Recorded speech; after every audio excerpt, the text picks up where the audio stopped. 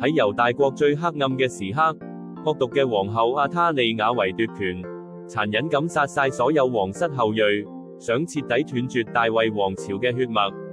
成個國家籠罩喺絕望同恐懼之中。上帝對大衛嘅應許，就好似風中殘燭，隨時會熄滅。但係，我哋嘅上帝係一位信實嘅神，佢嘅應許，點會俾惡勢力摧毀呢？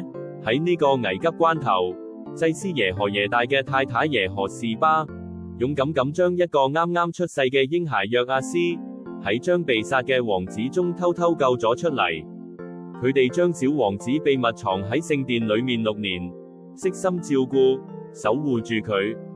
呢個故事話俾我哋聽，就算世界幾咁黑暗，上帝都總會保留一粒盼望嘅種子。